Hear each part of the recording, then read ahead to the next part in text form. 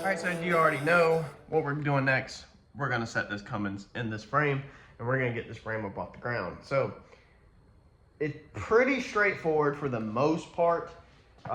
We want to center this motor. We don't want any offset. You can put your motor offset if you want to for different reasons of the transfer case. If you're doing a four-wheel drive and you need the transfer case is going to drop over to the side, change the drive shaft, then you could shift the engine to one side so that the drive shaft is actually down the center of the trans tunnel. So you need to think about that stuff. If you set the motor centered and then you had a transfer case on a four-wheel drive build, then your drive shaft would be crooked because your crank line center would be centered and your rear end differential, yoke, pinion, whatever, would be centered on the rear axle, but the transfer case would shift over the drive shaft, making it kind of go crooked inside your trans tunnel. So in that situation, you would want to basically probably have the transmission on it with the transfer case and catch the transfer case output shaft centered to the rear end so that your trans tunnel can be centered. But we're not doing a four-wheel drive. So for us, we're just gonna center the motor. Pretty much means centering the crankshaft, centering the output shaft inside the bell housing or the back of the crankshaft. I don't even know the technical terms no more. I've already drew a line, a rough line right there on top of the bell housing, and I already have a plumb bob that goes down exactly through the center of the car so that I can stand here like this and I can overlook it and I can get it pretty close. So we're already pretty close on it, but that's just rough. We're gonna dial it in with measurements. The front, I don't have anything on, but I can look at it right now and tell you that it is crooked. So I need to find center on this piece of corner iron wheel fast. We'll mark center, and then we're gonna start shifting our motor to center there. When you move this thing is so freaking heavy. I wish that it was suspended from something to make it a little bit easier possibly. Sometimes friction makes it easier because it don't move, but it's probably gonna wanna keep doing this right here. It's probably gonna be really easy to keep the back in place and walk it, especially without somebody else here. So probably gonna be a lot of fighting back and forth. Let's get at it. Let's find this thing centered and let's find our forward and backwards. One key note on the forward and backwards I want to go ahead and point out is you need to plan out your whole build. This is a mistake I made on the Comet, and we struggled continuously with stuff in the way, but I can already visualize this whole build and kind of know what I'm chasing. So this build is going a lot smoother than the Comet ever did. It took me 5 years on the Comet. I'm predicting 2 years on this build, and this build will be at a higher level than the Comet was. We have things, I don't want to disclose 100% of what's going on, but me and Mike have laid it out where we have things going back here, and also this allows us to take a wrench to our top bell housing bolts right here. So we have certain items that we need some clearance in here to pass through, and so it's important, kind of to an extent, a little bit, that we keep this as forward as possible. Now I'm not 100% sure exactly how forward it's going to go, but I feel pretty confident that it's going where it's at right now. So let me come up with something in my head. Let me stare at this thing for a few and get it roughly centered, and then we're gonna get this thing put in these frame rails.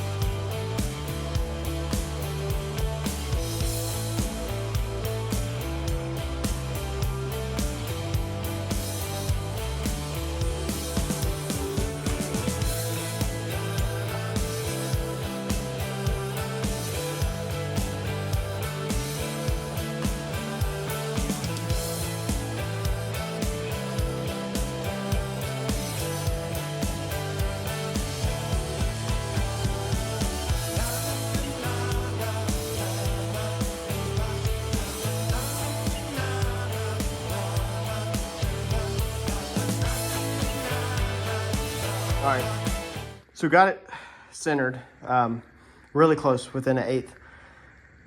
And there's a couple measurements. So this engine's not like a V8 where it's symmetrical, obviously.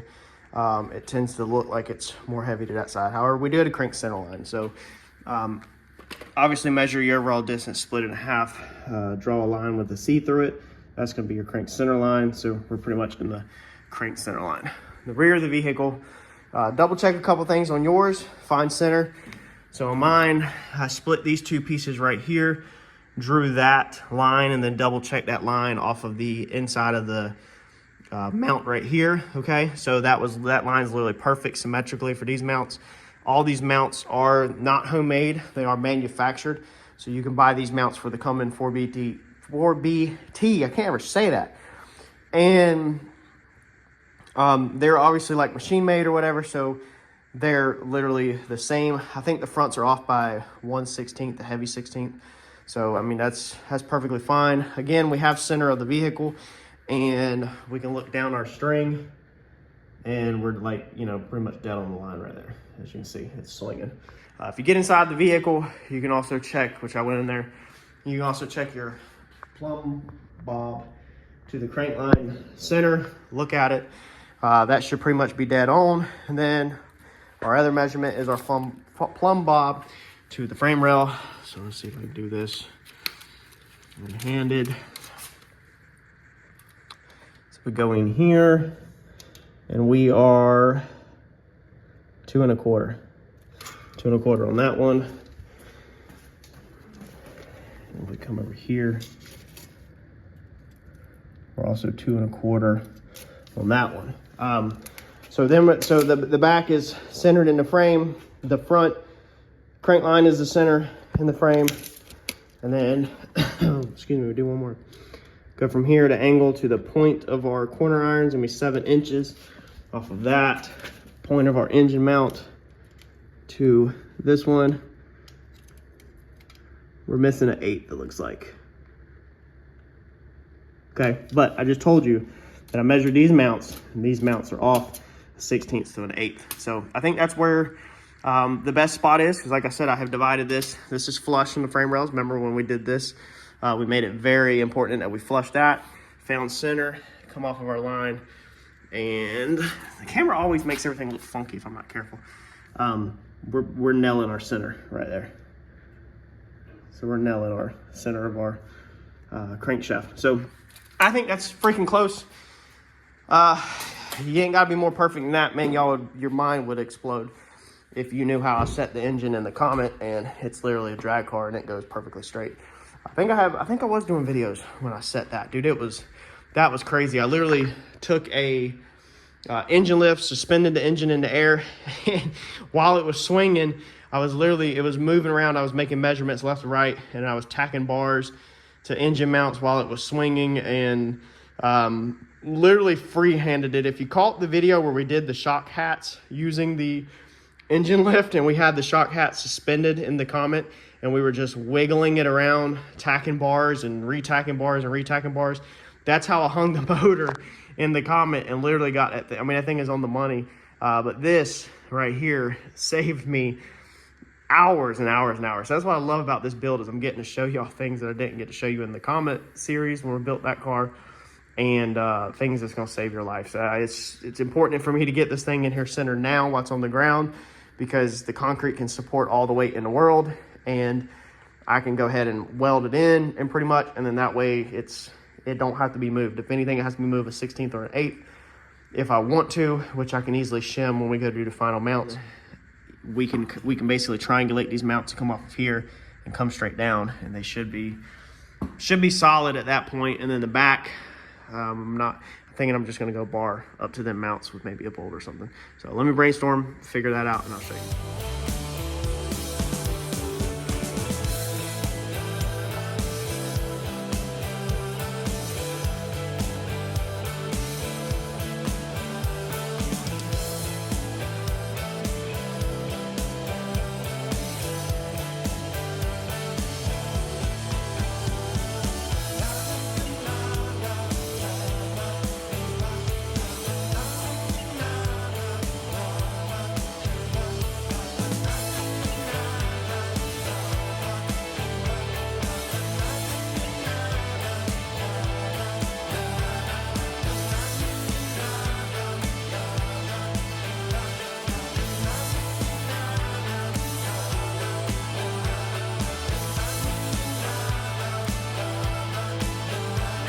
smoky in here. I'm gonna let this place air out.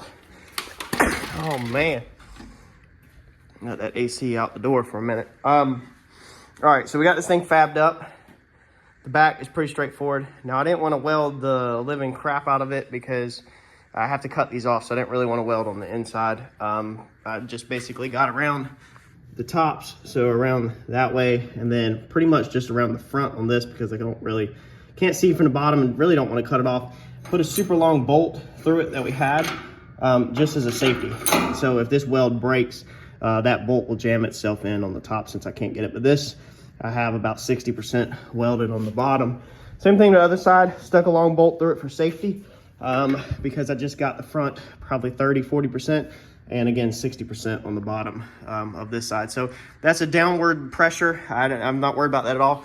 Front got a little bit more tricky because I don't want anything in the way of me mocking this engine up or working. I don't want to have to change these. So I pulled all my mounts off the front, and also I'm always thinking about, hey, I got to cut this thing apart. I should have put a stronger box across the front than this corner iron. Should have probably got a little bit heavy duty. This is what I had laying around, and I'm trying to be cost efficient, not just go buy a bunch of stuff. So just some little pieces right there. They are welded all the way down that side right there. So bead all the way down, and then all the way down the front. The bottom is dirty. It's just not wanting to weld great. And then these little standoffs got across the front, and then got across up and across the inside. Same thing on that, 75% welded on that. That was just on the front, same exact way, just little standoffs, as you can see. So I think that's gonna be it. I mean, this is gonna be pushing 45 pressure on that, which this piece right here keeps it from spreading. And then this is gonna be pushing a little bit of downward pressure, even though this piece can bend, but this piece can't really bend because these are locked together, making the spread lock together. So being all these triangulated points right here, I feel like this corner is pretty strong for scrap metal and for stuff just tacked together.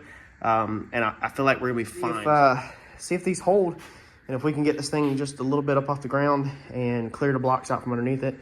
And if so, I think we'll be ready to move forward with getting this whole thing up off the ground, which is gonna be exciting. So unfortunately, my bottle jacks do not fit underneath there. So short, but man, she's solid. So perfect jacking point to get it up with. Get these bad boys out of the way, and we have ourselves a suspended motor that's held up under its own weight. That is freaking amazing. Wonder how straight, if that front piece is bowing. Where's our level? I don't think it's gonna be bowing at all. Let's see if we can get down there and check it. I'm gonna melt my freaking level. Look at that guy. Nothing. Dude, nothing. She ain't sagging at all. That thing is perfect. So that's solid. That's it. Now we just got to keep creeping this thing up. Again, I'll probably put scissor jacks under the front maybe. Right here, I should build some standoffs real fast for bottle jacks and make it easy and go up and down. But once I can get it up enough for the bottle jack to work, that I can slowly walk it up on 4x4. So that's that on how to get your engine floating in your frame rails. Thanks, y'all.